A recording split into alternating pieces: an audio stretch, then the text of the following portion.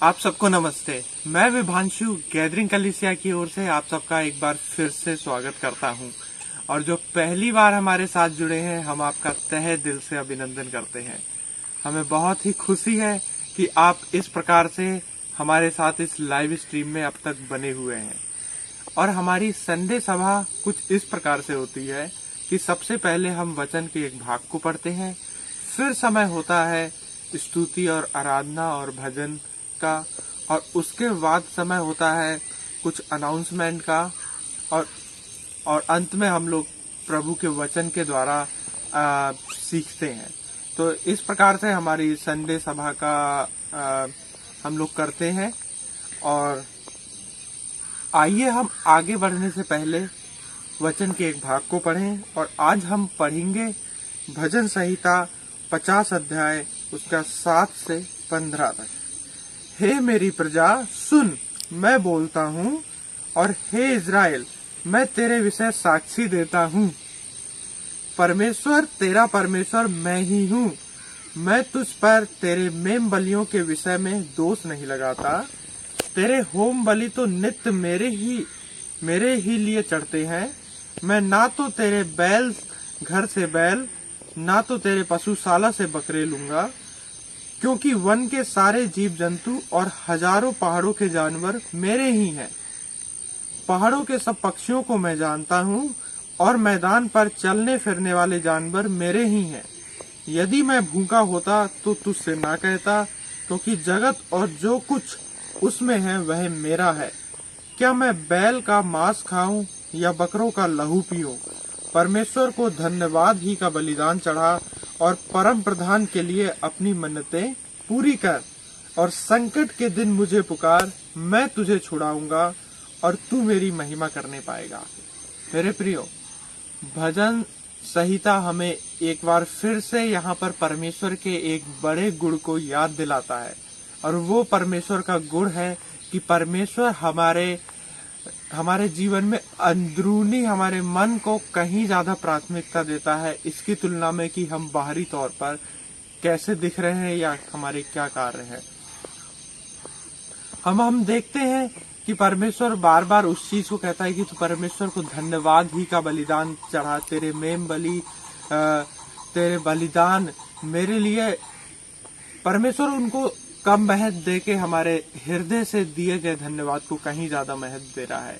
और आज के दिन में हम कैसे करके अपने जीवन के द्वारा उसको अपने मन से धन्यवाद और महिमा कर सकते हैं, इसके लिए हमें सच्चाई तौर पर सुसमाचार को जानना बहुत जरूरी है। जहाँ पर मसीह ने हमसे प्रेम किया, और जब हम पापी ही थे तो वो हमारे लिए मारा गया। और उसका वचन इस प्रकार से कहता है, मैं जीवित ना रहा बल्कि मैं मसीह के साथ क्रूस पर चढ़ाया गया हूँ। मैं जीवित ना रहा बल्कि मसीह मुझ में जीवित है। मेरे प्रियो, जब सुसमाचार की सच्चाई को हम जान पाते हैं, जब हम परमेश्वर को और अधिक जानना शुरू कर देते हैं और उससे प्रेम रखना शुरू कर देते हैं, हमारे लिए उसको धन्यवाद देना, उसकी आराधना करना बहुत ज्यादा आसान होता चला जाता है। लेकिन जब हम इन सुसमाचार की सच्चाइयों को नहीं जानते हैं, उससे प्रेम नहीं रखते हैं, तब हम बस एक रीति रिवाज के तहत उसको धन्यवाद और उसकी आराधना करते हैं। तो आइए आज सुबह हम दोबारा से परमेश्वर के उस प्रेम और सच्चाई को याद करें और उसको धन्यवाद और उसको आराधना करें। आइए हम प्रार्थना करते हैं। धन्यवाद प्रभु, इस आज के इस अच्छे दिन के लिए हम आपका धन्यवाद करते हैं। और हमारी प्रार्थना है कि आप अपने सच्चाई को हमारे जीवन में प्रकट कीजिएगा, अपने प्रेम को हम पर जाहिर कीजिएगा, जिससे कि हम प्रभु आपकी आराधना, आपका धन्यवाद करने वाले बन सकें। हमारी प्रार्थना है कि आगे हम भजन और वचन में जाते हैं, आप बहुत ऐसे अगुवाई करना हमारे जीवन में, और अपनी पवित्र आत्मा के द्वारा हमको आप अपनी महिमा के लिए तैयार करना। आपका धन्यवाद करते हैं और प्रभु यीशु मसीह के नाम से मांगते हैं, आमीन।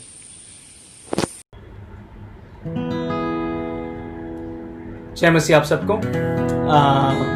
आज हम अलग अलग जगहों से जुटकर परमेश्वर की स्तुति आराधना कर रहे हैं। जैसे हम परमेश्वर के सामने आते हैं, हमारे दिलों को लाते हैं, कुछ गीतों के द्वारा हम परमेश्वर की स्तुति आराधना करते हैं। आइए हम सब एक परिचित गीत से शुरू करते हैं। जय जय नाम यीशु नाम। जय जय नाम यीशु नाम, गाऊं मैं सुबह और शाम।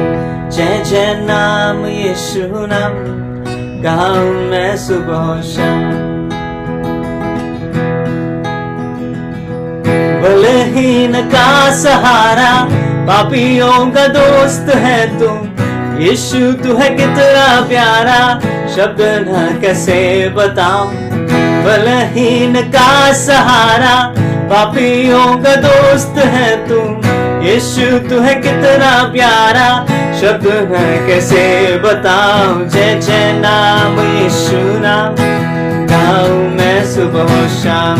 जय जय नाम यीशु नाम, गाऊं मैं सुबह और शाम। तुझ में बना रहूं तो अमृत फलाऊं मैं। गाऊं तेरी जय सदा तो तुझ सा बन जाऊं मैं। तुझ में बना रहूं तो अमृत फलाऊं मैं। गाऊं तेरी जय सदा तो तुझ सा बन जाऊं मैं। जय जय नाम यीशु नाम, गाऊं मैं सुबह और शाम। जय जय नाम यीशु नाम, गाऊं मैं सुबह और शाम। तू ही है जो मुझको बुलाता, देता है जीवन जल। तेरी शक्ति पाऊं सदा और योजनाएं सफल हो जाए। तू ही है जो मुझको बुलाता, देता है जीवन जल। तेरी शक्ति पाऊं सदा और योजनाएं सफल हो जाए। जय जय नाम यीशु नाम, गाऊं मैं सुबह और शाम। जय जय नाम यीशु नाम, गाऊं मैं सुबह और शाम। जय जय नाम यीशु नाम, गाऊं मैं सुबह और शाम। जय जय नाम यीशु नाम, गाऊं मैं सुबह और शाम। आप प्रभु, आप बलहीन का सहारा है, पापियों का दोस्त है। तू कितना प्यारा है परमेश्वर, इसलिए हम आपकी स्तुति आराधना करते, धन्यवाद करते हैं। आमीन, हालेलुया। परमेश्वर, हम जैसे हम आपके शक्ति और आपके सामर्थ को हम याद करते हैं,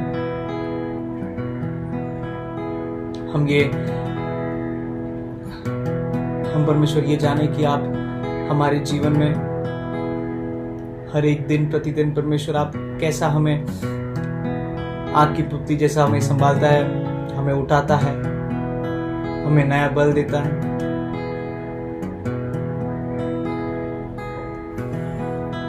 और आप हमें आनंद और शांति देता है और उसके द्वारा हमें ताकत मिलता है परमेश्वर।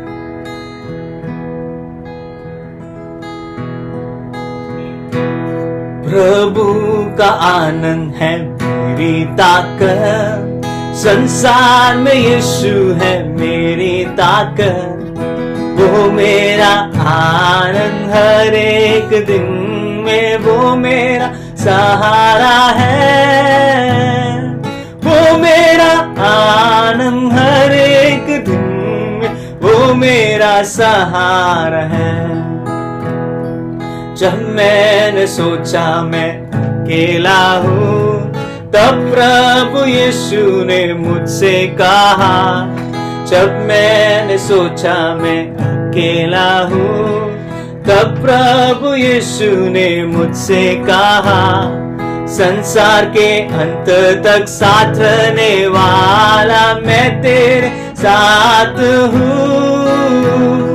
संसार के अंत तक साथ रहने वाला मैं तेरे साथ हूँ। जब मैंने सोचा मैं निर्बल हूँ, तब प्रभु यीशु ने मुझसे कहा।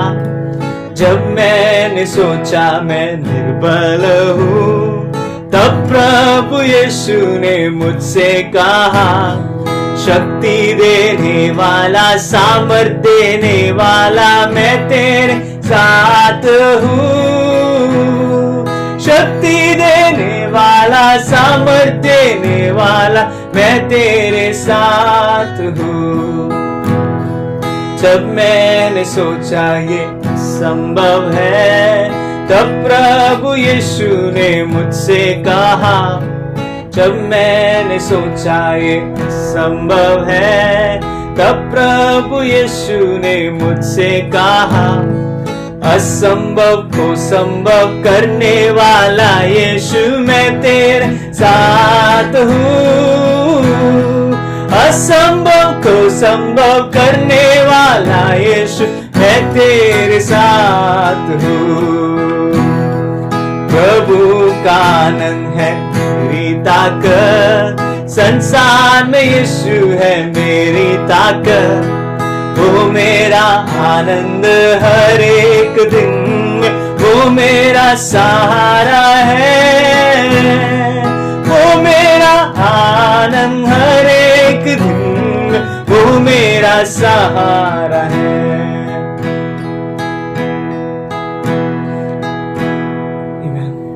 आमीन प्रभु, आप हमारा सहारा है और आप मेरा आनंद है, इसलिए हम धन्यवाद करते हैं। जब मैं निर्बलता, परमेश्वर आपने बोला कि आप शक्ति देगा, सामर्थ देगा,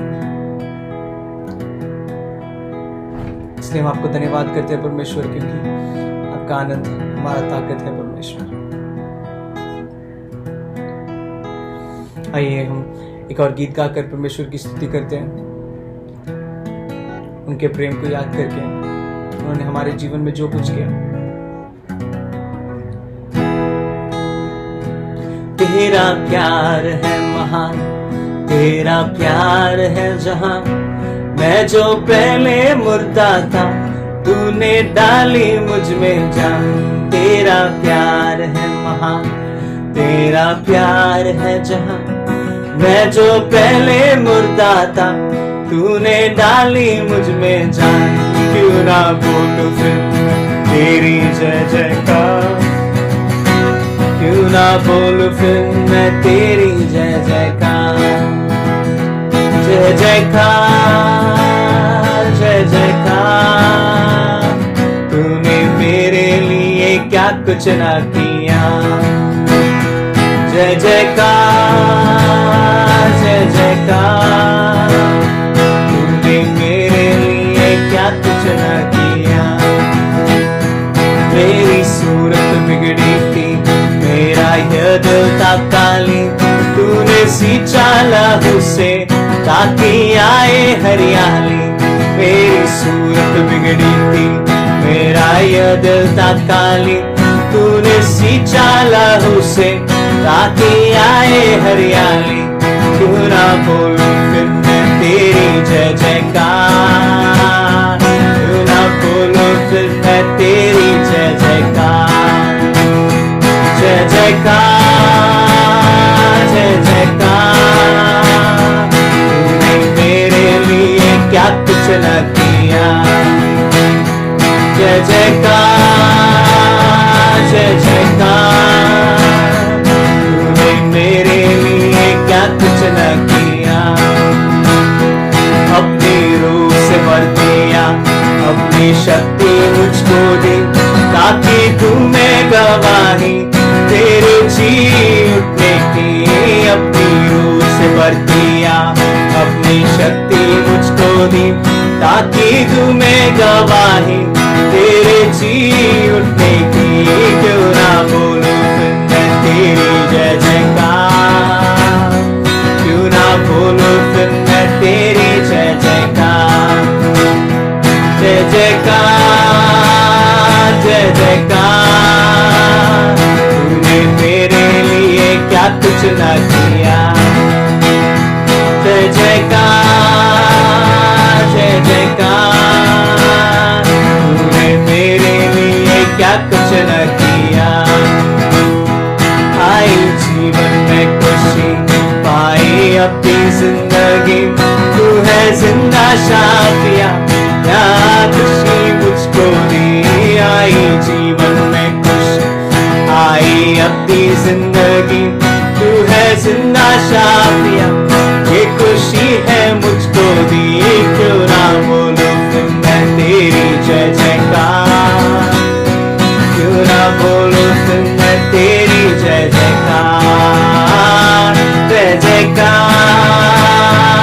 जय जयकार, तूने मेरे लिए क्या कुछ ना किया। जय जयकार, जय जयकार, तूने मेरे लिए क्या कुछ ना किया। जय जयकार, जय जयकार, तूने मेरे लिए क्या कुछ ना किया। ओ जय जयकार, जय जयकार, तूने मेरे लिए क्या कुछ ना किया। हाँ प्रभु, हम धन्यवाद करते हैं, आपने हमारे लिए क्या कुछ नहीं सहा, क्या कुछ नहीं किया। अपने लहू से हमको धो लिया, हमको अपना संतान बना दिया, इसलिए हम धन्यवाद करते हैं। आज परमेश्वर आपके वचन के द्वारा और आपके पवित्र आत्मा के द्वारा हमारे दिलों को आपकी ओर खींच लेना परमेश्वर। यीशु मसीह के पवित्र नाम से हम प्रार्थना करते हैं, आमीन। शुभ सवेर कलीसिया, मेरा नाम सुनीता है और आप सबका गैदरिंग परिवार में स्वागत है।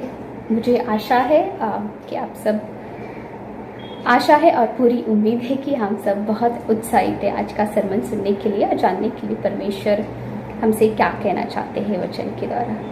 आइए हम देखेंगे कि इस हफ्ते में होने वाले जो कार्य है, अनाउंसमेंट है, वो किस प्रकार के हैं।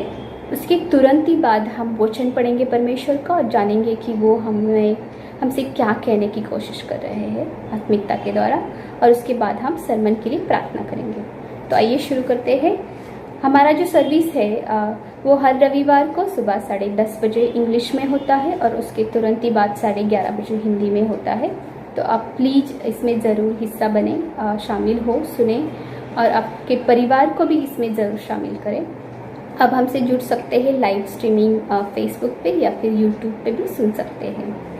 इसके अलावा भी हमारा जो परिवार है वो छोटे छोटे झुंड में अलग अलग जगहों पे, जैसे दहीसर, बोरीवली और अंधेरी हो गया, मिलते हैं पूरे हफ्ते में। और हमने जो भी सीखा है सरमन से या फिर हमें उसको ले आत्मिकता को लेकर कोई भी सवाल है, हम उसमें एक दूसरे से पूछते हैं और गहराई से उसको समझने की कोशिश करते हैं।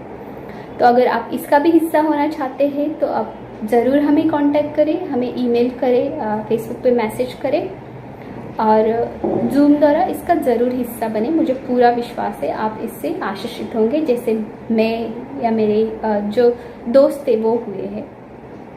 उसके अलावा दोस्तों, ये जो समय है पेंडेमिक का, ये बहुत ही क्रूशल है। बहुत सारे परिवार है जो बहुत ही परेशानियों का सामना कर रहे हैं, या फिर ऐसे भी लोग हैं जो अपनी परिवार की ज़रूरतें पूरा करने के लिए बहुत सारे परेशानियों से जूझ रहे हैं, तो भी वो नहीं हो पा रहा है। तो ऐसे में हमारा जो परिवार है गैदरिंग, उन्होंने ये निर्णय लिया है कि हमें जो भी दान दशमांश में मिलेगा वो हम उन ज़रूरतमंदों को देंगे।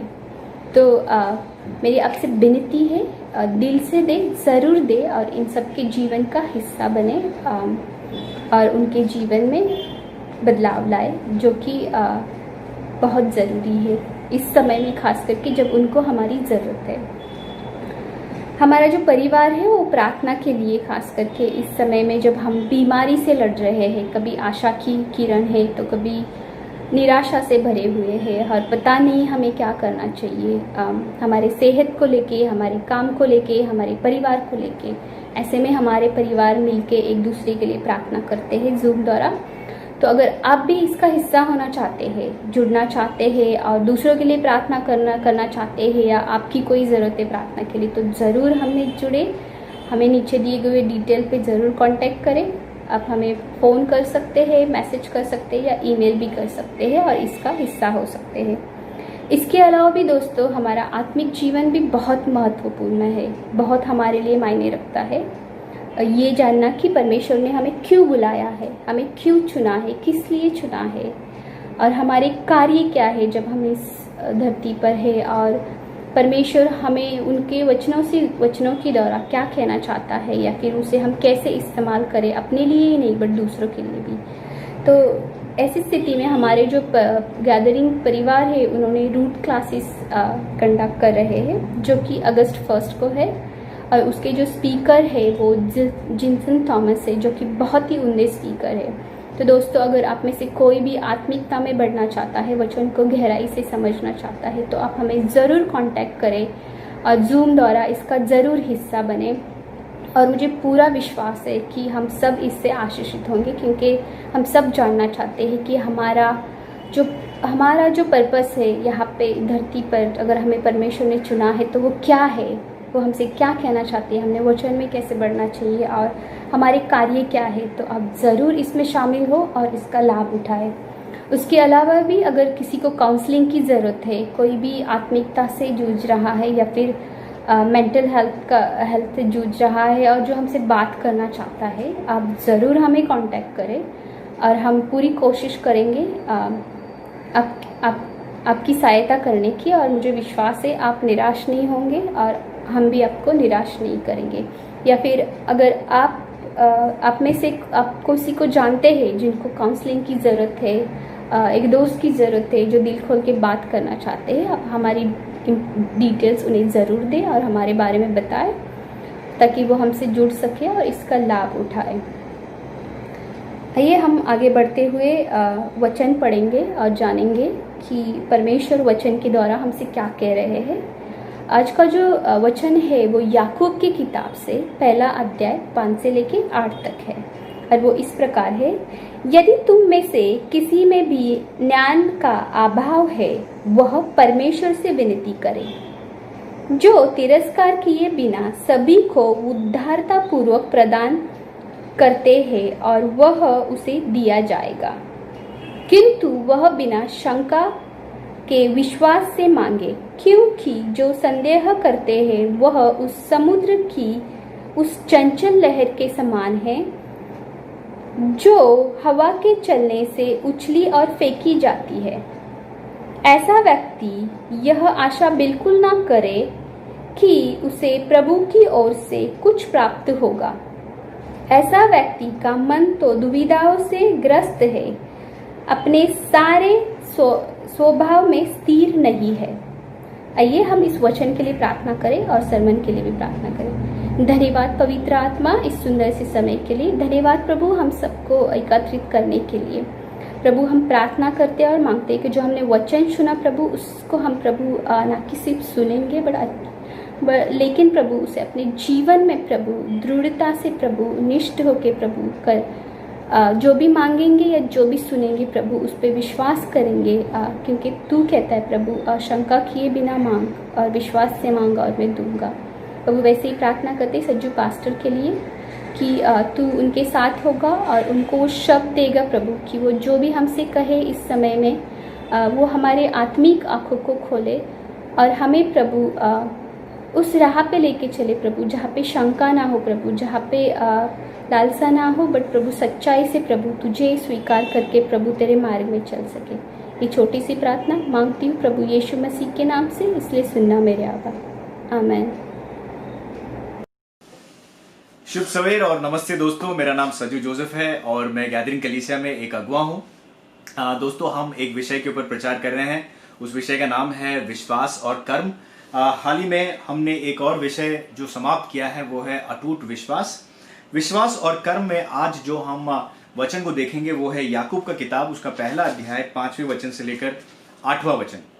दोस्तों पिछले रविवार को और उसके पहले के रविवार को हम याकूब के पहले अध्याय के पहले वचन से लेकर हमने 4 वचन में ये सीखा कि मसीही होने के नाते हमें बिल्कुल भी ऐसा नहीं सोचना चाहिए कि हमारे जीवन में कोई परीक्षाएं नहीं आएंगी, हमारे जीवन में कोई कठिनाइयां नहीं आएंगी, हमारे जीवन में मुसीबतें नहीं आएंगी। हालांकि हमने ये सीखा कि परमेश्वर अनुमति देता है कि हमारे जीवन में परीक्षाओं का हम अनुभव करें। क्यों परमेश्वर अनुमति देता है? ताकि वो हमारे विश्वास को परखे और हमें वो मजबूत बनाए। और याकूब क्या कहता है? कि याकूब कहता है कि विश्वासी होने के नाते जब हम मुसीबतों का और परीक्षाओं का सामना करें, हमें आनंद मनाना चाहिए, हमें दुख नहीं मनाना चाहिए और सहभागी होना चाहिए जो कार्य परमेश्वर हमारे साथ में कर रहा है। इसका मतलब यह है जो प्रतिक्रिया, सही प्रतिक्रिया हमें देनी चाहिए पर हमारी परीक्षाओं के प्रति, वो प्रतिक्रिया को हमें देना बहुत जरूरी है। दोस्तों आज के वचन में भी हम यही बात को और थोड़ा और आगे ले जाएंगे हमारे परीक्षाओं के बारे में। दोस्तों जब हम परीक्षाओं की बातें करते हैं, विश्वासी होने के नाते, बिलीवर होने के नाते, हम हमारे विश्वासी जीवन में दो प्रकार के लोगों के साथ हमारी मुलाकात होती है, राइट। दो प्रकार के लोगों को हमें देखने को मिलता है। एक ऐसा व्यक्ति जो अपने जीवन में जब परीक्षाएं आती है, जब मुसीबतें आते हुए देखते हैं उनके जीवन में, जब उनके हालात खराब हो जाती है बीमारी की वजह से या जॉब चले जाने की वजह से और संकट की वजह से, हम इस व्यक्ति को देखते हैं ये बहुत ज्यादा बेचैन हो जाता है।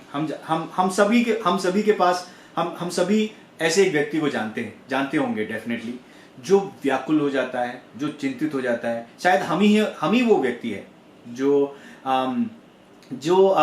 सही निर्णय उस वक्त लेना होता है वो निर्णय नहीं ले पाता है, जो सही दिशा में जाना होता है वो नहीं जाते हैं, जो सही चुनाव करना होता है वो नहीं करता, लेकिन व्याकुल होकर, चिंतित होकर, अपने ही क्षमताओं, अपने ही कोशिशों में, अपने तरह से संघर्ष करते हुए उस मुसीबत से निकलने की कोशिश करता है।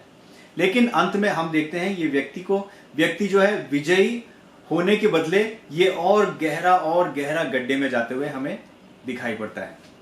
लेकिन हम एक दूसरे प्रकार के विश्वासी को भी देखते हैं।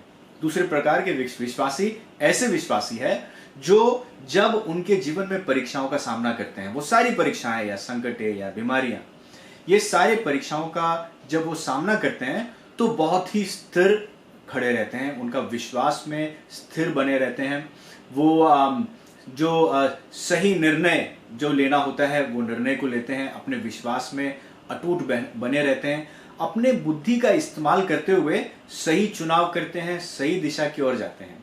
और अंत में हम उस व्यक्ति के जीवन में देखते हैं कि वो किस तरह से परिपक्वता की ओर बढ़ता जाता है। और हम ऐसे व्यक्ति को आने वाले दिनों में हम देखते हैं कि परमेश्वर इस ऐसे व्यक्ति का इस्तेमाल करता है अपने महिमा के लिए।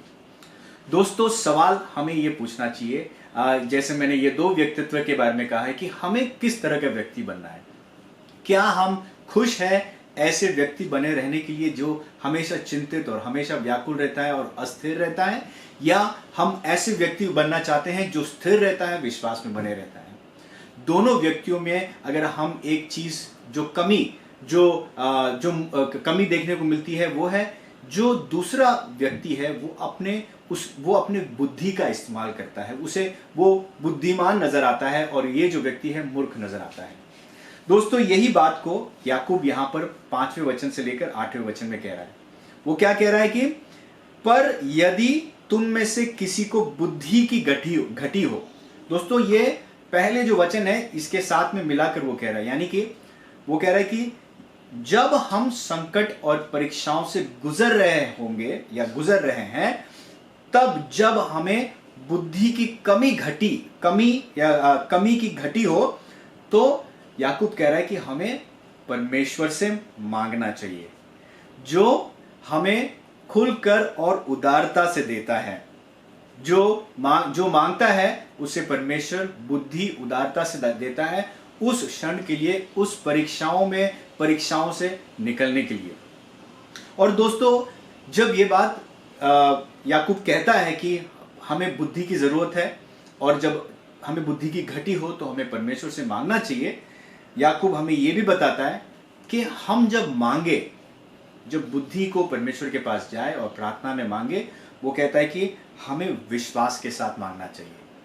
विश्वास, अब देखिए विश्वास ये जो शब्द है ये बार बार हम जब बाइबल पढ़ते हैं हम कई बार विश्वास ये शब्द को हमें बार बार देखने को मिलता है, बार बार हम इसे पढ़ते हैं। क्यों विश्वास जो शब्द है ये इतना मुख्य है? ये इसीलिए मुख्य है क्योंकि परमेश्वर के लिए ये ज्यादा मुख्य है। दोस्तों हमारा विश्वास परमेश्वर को बहुत प्यारा लगता है, बहुत आकर्षित करता है जब हम विश्वास से मांगते हैं। कई बार यीशु मसीह के जीवन को देखें और यीशु मसीह जब लोगों को चंगाई देते हुए हम देखते हैं यीशु मसीह दूसरे व्यक्तियों के में जब विश्वास को देखता है वो विश्वास की वो बढ़ाई करते हुए हम देखते हैं। और इसीलिए दोस्तों यहाँ पर याकूब भी हमसे कह रहा है कि हम बुद्धि को चाहते हैं, बुद्धि को मांगना जरूरी है, और बुद्धि का स्रोत सिर्फ परमेश्वर है, सिर्फ परमेश्वर जिसने संसार को बनाया, जो हमें सही तरह से जानता है, जो हमारी परिस्थितियों को सही तरह से जानता है, जो अल्फा और ओमेगा है, जो शुरुआत से ही अंत को जानता है, वही ऐसा एक परमेश्वर है जो हमें सही बुद्धि दे सकता है। परमेश्वर ही हमारे लिए बुद्धि का सही मायने में देखा जाए तो स्रोत है, और इसलिए हम परमेश्वर से जाकर बुद्धि को मांगते हैं। लेकिन जब हम मांगे तो विश्वास से मांगे। और फिर 6ठे वचन में वो कहता है कि अगर हम विश्वास से ना मांगे और संदेह करने वाले लोग बने, जब हम मांगे बुद्धि को लेकिन मांगे तो संदेह से मांगे, तो वो कहता है कि हम ऐसे लहर के समान है जो हवा से बहती और उछलती है। दोस्तों, हवा से बहती और उछलने वाला जो व्यक्ति है वो इस प्रकार का व्यक्ति है जो क्योंकि वो स्थिर नहीं है, क्योंकि उसमें बुद्धि नहीं है, क्योंकि उसमें विश्वास नहीं है, वो हर प्रकार के सुझाव को सुनता है। जब वो परीक्षाओं से गुजरता है, जब वो तकलीफों से गुजरता है, वो किसी की भी बात सुन लेता है। कल अगर कोई कहेगा नहीं तुम्हें ये करना चाहिए, ये रास्ते अपनाना चाहिए, तो तुम वो रास्ता, तब हम वो रास्ता अपनाते हैं, वैसा करने की कोशिश करते हैं। ओके, क्योंकि हवा वहां से चली है। फिर कब जब हवा दूसरी ओर से चले, कोई और आकर हमसे कहे अरे तू ये क्यों कर रहा है, तुमको वो करना चाहिए, तुमको ऐसा करना चाहिए, तो हम उस तरफ मुड़ जाते हैं। फिर हम जब उस तरफ मुड़ जाते हैं तो कोई आकर कहेगा अरे ये तो गलत रास्ता अपनाया, तुमको इधर जाना चाहिए। सो दोस्तों, हम ऐसे व्यक्ति बन जाते हैं जहां हवा हमको ले जाता है, जहां लोग और जहां संसार हमको ढकेलता है, हम उस तरफ चले जाते हैं और ज्यादा गड्ढे में हम फंसते जाते हैं। हमारे अंदर स्थिरता नजर नहीं आता। और यही बात याकूब हमें यहाँ पे कहता है। उसके बाद 7वें वचन में वो कहता है कि ऐसा मनुष्य यह न समझे कि मुझे प्रभु से कुछ मिलेगा। दोस्तों, अगर हम विश्वास से नहीं मांग रहे हैं, अगर हम यकीन करते हुए परमेश्वर के पास नहीं आ रहे हैं हमारी प्रार्थना जीवन में, जब हम मांगते हैं, तो दोस्तों हमें बिल्कुल भी अपेक्षा नहीं करना चाहिए कि परमेश्वर हमें देगा। विश्वास बहुत ज्यादा मुख्य है। हमारे अंदर विश्वास को उत्पन्न करना, हमारे अंदर से विश्वास को उत्पन्न करना, ये बहुत ज्यादा मुख्य है। और इस बात को हमने बार बार हमारे पिछले विषय में हमने इस बात को बार बार दोहराया है। और मैं आप सबको प्रोत्साहित करूंगा कि आप अगर जरूरत पड़े तो उन संदेशों को फिर से एक बार सुने, ताकि आपके विश्वास में आप मजबूत बने। और जब हम विश्वास में मजबूत बन जाते हैं तो जब भी हम परमेश्वर के पास किसी बात को मांगने को जाते हैं तो हम यकीन कर सकते हैं कि परमेश्वर जरूर हमें जो हम मांग रहे हैं वो परमेश्वर हमें देगा। और दोस्तों, इसलिए यहाँ पर भी जैसे हमने देखा, बुद्धि की जरूरत है। बुद्धि की, जब हम परीक्षाओं से गुजरते हैं तो बुद्धि की जरूरत है। दोस्तों, आज के संदेश में मैं आपके सामने कुछ बातें प्रस्तुत करना चाहूंगा, ये बताते हुए कि क्यों हमें बुद्धि की जरूरत है, बुद्धि क्यों इंपॉर्टेंट है, राइट। और परमेश्वर के ओर से आने वाली बुद्धि ये क्यों इंपॉर्टेंट है, ताकि हमारे जो परीक्षाएं हैं उसमें हम सफलता को पाएं। इस बात को, इसके 2 बातों को मैं आपके सामने आज प्रस्तुत करना चाहूंगा, 2 बातें मैं बताना चाहूंगा। दोस्तों, सबसे पहली बात, हमें बुद्धि की जरूरत ये इसीलिए है, ये जानने के लिए या फिर ये परखने के लिए कि परमेश्वर ने हमारे जीवन में जो परीक्षाएं हैं उस घड़ी के लिए वो क्यों हमारी जिंदगी में उसने अनुमति दिया है। हमें बहुत जरूरी है ये जानने के लिए कि परमेश्वर हमारे जीवन में जो परीक्षा है उसका अनुमति हमें क्यों दिया है, उसका क्या कारण है, हमारे दिल के कौन से पाप का वो खुलासा कर रहा है और हमारे दिल में किस तरह का और कौन सा बदलाव परमेश्वर लाने की कोशिश कर रहा है। ये जानने के लिए हमें बुद्धि की जरूरत है। परमेश्वर किस प्रकार से मेरे जीवन को बदल रहा है, किस प्रकार से मेरा शुद्धिकरण कर रहा है, ये बात को जानना और समझने के लिए हमें बुद्धि की जरूरत है। दोस्तों, हम विश्वासी, हम एक वक्त ऐसा था जब हम परमेश्वर को नहीं जानते थे, जब हम संसार के तौर तरीके में हम जीते थे, जब हम अपने पाप में फंसे हुए थे, अपने पाप में गुम हो गए थे और हम परमेश्वरहीन जीवन हम बिता रहे थे।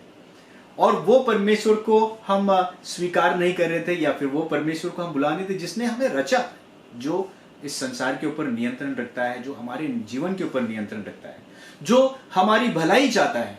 और ऐसे परमेश्वर को हम धुतकार रहे थे, ऐसे परमेश्वर से हम अपनी आंखें को मूछ रहे थे, घुमा रहे थे हमारे सिर को। किस तरह से घुमा रहे थे? हम में से कुछ लोग ऐसी जिंदगी बिता रहे थे ये कहते हुए कि अरे गॉड नहीं है, मतलब परमेश्वर, मैं नहीं यकीन करता हूं कि परमेश्वर है। दोस्तों, हम कितने मूर्ख तरह से ये हमारी आंखों से देखने वाली सुंदरता, जो संसार की सुंदरता है और परमेश्वर ने की रचना को देखने के बावजूद हम ऐसी बातें कर रहे थे और ऐसी बातें बोल रहे थे कि जहां की हम नहीं यकीन करते कि परमेश्वर है या गॉड एग्जिस्ट करता है। राइट? इस तरह की कुछ लोग हम में से कुछ लोग ऐसी जिंदगी व्यतीत कर रहे थे। कुछ लोग परमेश्वर को अपने ही स्वरूप में ढाल रहे थे, मूर्तियां बनाकर। हम में से कुछ लोग झाड़ को, पेड़ों को और पत्थर को और मिट्टी से बनाए हुए मूर्तियों को बनाकर हम उसकी आराधना कर रहे थे। ओके, परमेश्वर जो जीवित परमेश्वर है, उस परमेश्वर को की आराधना करने के बजाय हम मरे हुए चीजों की हम आराधना कर रहे थे। इस प्रकार से हम परमेश्वर के विरोध हो चुके थे। और दोस्तों ये सारी चीजें होने के बाद कुछ लोग जो है अपने ही स्वयं के पाप में बिल्कुल एकदम घुलकर अपने ही पाप भरे जीवन की आनंद लेते हुए वो जिंदगी गुजार रहे थे। लेकिन दोस्तों, ऐसा एक वक्त आया, ऐसा एक घड़ी आया जब परमेश्वर स्वयं अपने अनुग्रह से, अपने दया के द्वारा वो हमारे पास आया। जब परमेश्वर का वचन हमसे कहता है कि जब हम पापी थे, जब हम परमेश्वर के विरोध थे, परमेश्वर ने अपने प्रेम को जताया। कैसे जताया? उसने अपने इकलौते पुत्र यीशु मसीह को हमारे लिए इस संसार में भेजा, ताकि जो गुनाह हम परमेश्वर के खिलाफ कर रहे थे, जिसकी सजा हमें मिलनी चाहिए, वो उसके पुत्र यीशु मसीह ने वो सारी सजा अपने ऊपर लेकर हमारी जगह पर वो सूली पर चढ़ गया, ताकि हमें नया जीवन मिल सके, ताकि हम परमेश्वर के साथ एक नए रिश्ते में बन जाएं। दोस्तों, वो कितनी ही एक सुंदर घड़ी थी हमारे जीवन में। हम सब याद कर सकते हैं वो घड़ी जब हमने परमेश्वर के प्रेम का अनुभव किया और हम परमेश्वर के प्रेम में जुड़ गए। लेकिन दोस्तों, कई बार हम विश्वासी होने के नाते बहुत सारे विश्वासी हम वहीं पर रुक जाते हैं। वो जो समय है, उस घड़ी में हम रुक जाते हैं। कहते हैं हम जस्टिफाइड हो गए, या फिर कि हम परमेश्वर ने हमें उद्धार दिलाया है और बस ये काफी है। उसके बाद जो परमेश्वर हमारे जीवन में करता है, उसके ऊपर हम ध्यान नहीं देते हैं। दोस्तों, हमें ये जानना जरूरी है कि परमेश्वर हमें उद्धार दिलाने के बाद वो हमारे जीवन में कार्य करना शुरू करता है। दोस्तों, हमारे जीवन में वो शुद्धिकरण करता है, वो हमारे जीवन में हमें परफेक्शन की ओर वो ले जाता है, हमें अपने स्वरूप, अपने बेटे यीशु मसीह के स्वरूप में वो ढालता जाता है। और दोस्तों, ये बहुत जरूरी है, ये परमेश्वर के लिए बहुत जरूरी है और हमारे लिए बहुत जरूरी है कि हम ये जो प्रोसेस है, ये जो कार्य परमेश्वर हमारे उद्धार के बाद करता है, ये बात को जाने समझे, क्योंकि ये प्रोसेस के जरिए वो हमें स्थिर बनाता है, वो हमें परिपक्व बनाता है और अंत में हमारा इस्तेमाल करता है, ताकि वो अपने राज्य के बढ़ोतरी के लिए हमारा इस्तेमाल करे। क्यों ज्यादा मुख्य है हमारे लिए जानना कि परमेश्वर हमारा इस्तेमाल, क्योंकि हमारे जीवन का लक्ष्य यही है। अगर परमेश्वर ने हमें रचा है, परमेश्वर ने हमें बनाया है, तो अपनी महिमा के लिए बनाया है, अपने नाम के प्रशंसा के लिए बनाया है। और अगर हम ये बात को जानेंगे नहीं, ये बात को समझेंगे नहीं और वहीं पर रुक जाएंगे जहां हमने उद्धार को पाया है, तो हम परमेश्वर के जो परिपूर्ण कार्य जो हमारे जीवन में वो कर रहा है, उसे हम बिल्कुल भी नहीं समझ पाएंगे। तो परमेश्वर हमें शुद्धिकरण करता जाता है। और ये हमें जानना जरूरी है, परीक्षाएं, जो हम परीक्षाओं की बातें कर रहे हैं, परीक्षाएं जो है ये बहुत ही मुख्य जरिया है जो परमेश्वर इस्तेमाल करता है हमारे शुद्धिकरण के लिए, हमारे विश्वास को परखने के लिए। दोस्तों, इसीलिए मैंने कहा कि जब हम परीक्षाओं से गुजरे, हमें बुद्धि की जरूरत है। बुद्धि किस बात के लिए? सबसे पहले तो हमें बुद्धि की जरूरत है ताकि हम परमेश्वर ने हमारे लिए जो किया है उस बात को हम भूल ना जाएं। जो उसने मसीह के द्वारा हमारी जिंदगी में किया है उसको बार बार हम अपने आप को याद दिलाएं। उसके लिए हमें बुद्धि की जरूरत है।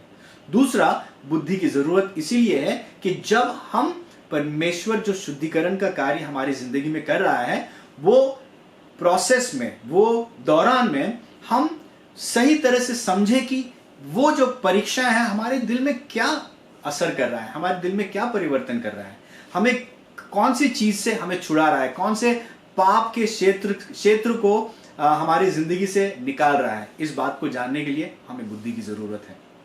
हमें बुद्धि की जरूरत है ताकि हम परमेश्वर का साथ दें कि परमेश्वर वो कार्य हमारे जीवन में पूरा करे।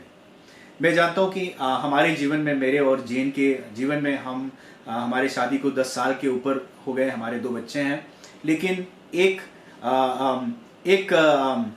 क्षेत्र में हम बहुत लंबे दौर के लिए हमारे जीवन में परमेश्वर ने परीक्षा का अनुमति दिया, और वो था जैन का, मेरी पत्नी जो है उनके हेल्थ को लेकर। और अगर आप हमें जानते हैं तो आपको मालूम होगा कि बहुत साल के लिए, शादी के वक्त से लेकर ही जैन को बहुत ज़्यादा पेट में बहुत तकलीफ थी। पेट में खाना हजम नहीं होता था, उल्टी होती थी, और शादी के 2 साल बाद हमें उनका ऑपरेशन करना पड़ा।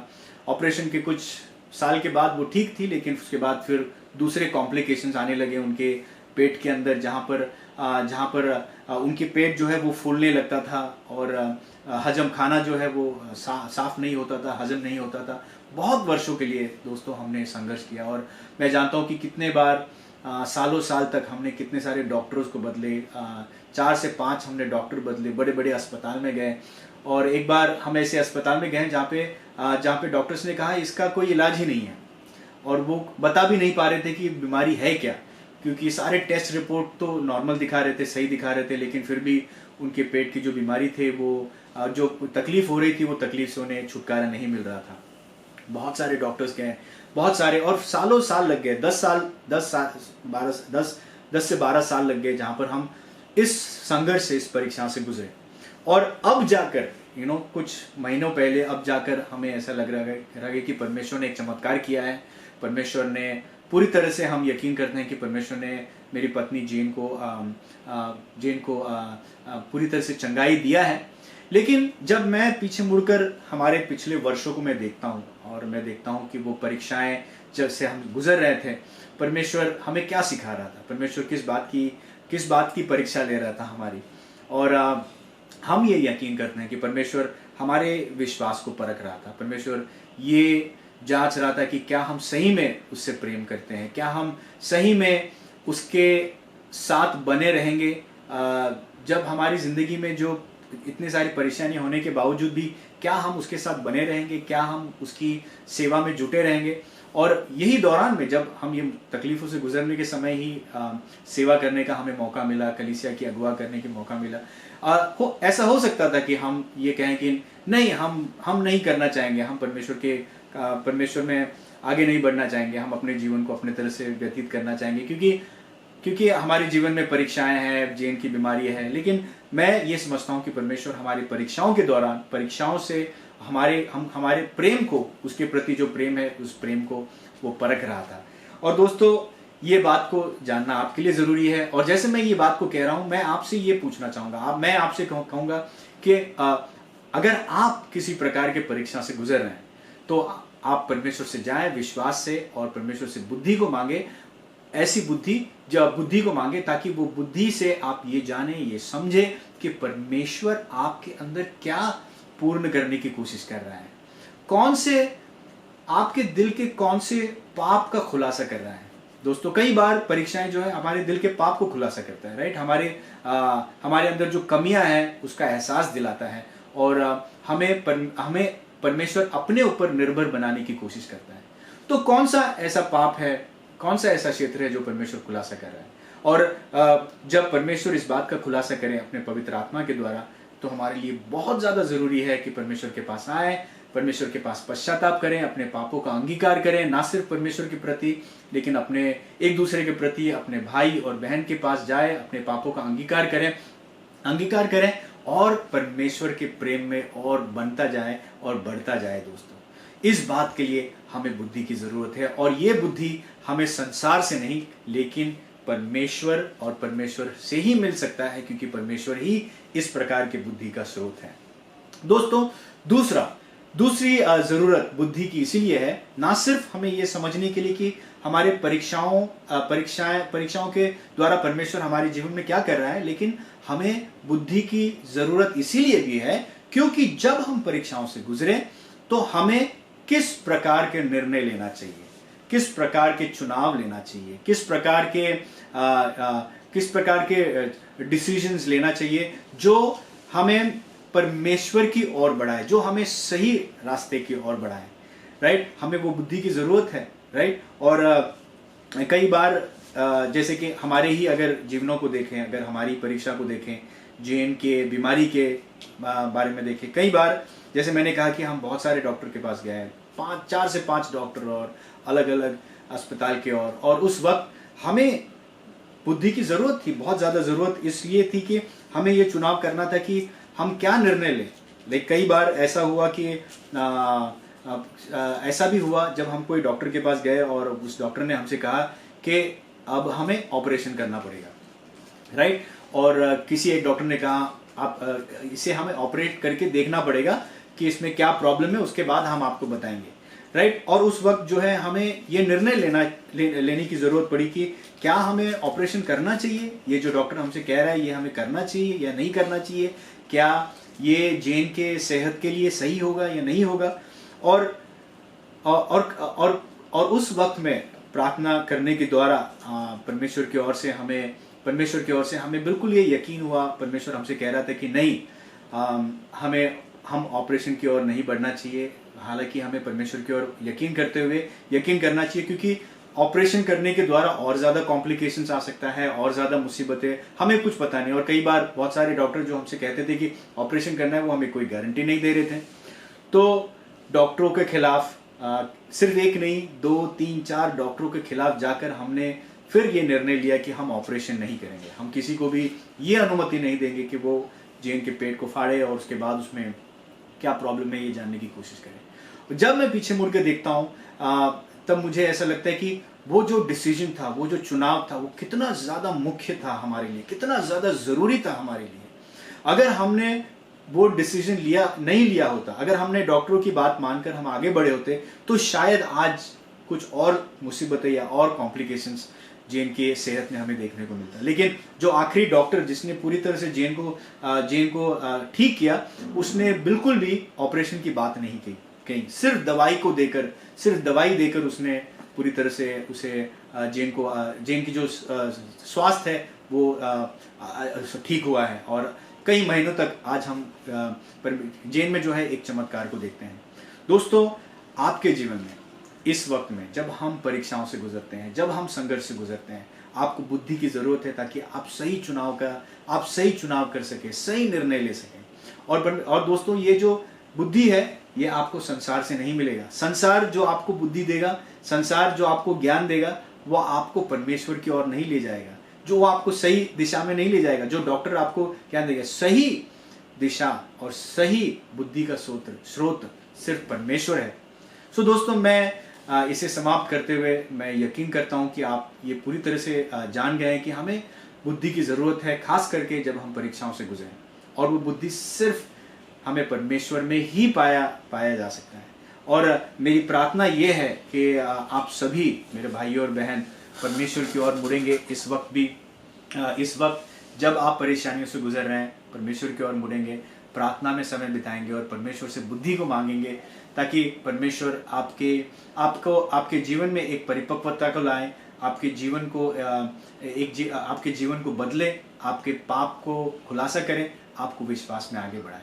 और ये सारी चीजें करने के द्वारा परमेश्वर आपका इस्तेमाल करें। दोस्तों, कितनी सुंदर बात होगी जब हम ऐसे जीवन के हमारे क्षेत्र में जब पहुंचेंगे, जब परमेश्वर हमारा इस्तेमाल कर रहा है, परमेश्वर अपने राज्य के लिए आपका इस्तेमाल कर रहा है। तो आइए दोस्तों, ये बात को ध्यान में रखते हुए, ये बात को समझते हुए अपनी आंखों को बंद करें। मैं आपके लिए प्रार्थना करना चाहूँगा। मेरे दिल के लिए, आपके दिल के लिए प्रार्थना करना चाहूँगा। और खास करके मैं और ज़्यादा बुद्धि के लिए मैं प्रार्थना करूँगा, ना सिर्फ मेरे लिए, आपके लिए, लेकिन आप भी अपने दिल में प्रार्थना कर सकते हैं। लेकिन जब आप प्रार्थना करें, बुद्धि को मांगे, विश्वास से प्रार्थना करें, बिल्कुल संदेह ना करें, बिना संदेह के परमेश्वर के पास आए और विश्वास से प्रार्थना करें, और परमेश्वर जरूर आपके प्रार्थनाओं को सुनेगा, परमेश्वर जरूर आपको बुद्धि देगा, परमेश्वर जरूर आपको आपके परीक्षाओं से निकाल देगा। और दोस्तों, ये भी जानना बहुत जरूरी है कि हमारी परीक्षा की घड़ी कितनी छोटी होगी, कितनी लंबी होगी, वो हम नहीं निर्णय लेते, वो परमेश्वर निर्णय लेता है। चाहे आप प्रार्थना करने के बाद भी आपकी परीक्षाएं जो है वो और ज्यादा खिंचती जा रही है, आपको विश्वास नहीं छोड़ना चाहिए, आपको कमजोर नहीं पड़ना चाहिए। कहीं ना कहीं आपके दिल में कुछ बात रह गई है जो परमेश्वर पूरा कर रहा है, इसीलिए वो आपके परीक्षाओं को और ज्यादा लंबा लंबा खींच रहा है। और दोस्तों, बिल्कुल भी आप हार ना माने, परमेश्वर का वादा है कि वो हमें कभी छोड़ेगा नहीं, कभी त्यागेगा नहीं। परमेश्वर हमारे साथ में है, परमेश्वर ने हमारे लिए एक बहुत बड़ी योजना बनाए रखी है और परमेश्वर वो जरूर पूरा करेगा। लेकिन परमेश्वर को वो पूरा करने के लिए हमारे तरफ से पूरा योगदान बहुत ज्यादा जरूरी है। हमारा योगदान बहुत जरूरी है। हमारा योगदान क्या है? हमारा योगदान ये है कि हम उसके ऊपर विश्वास करें, हम उसके ऊपर निर्भर रहे हर बात के लिए।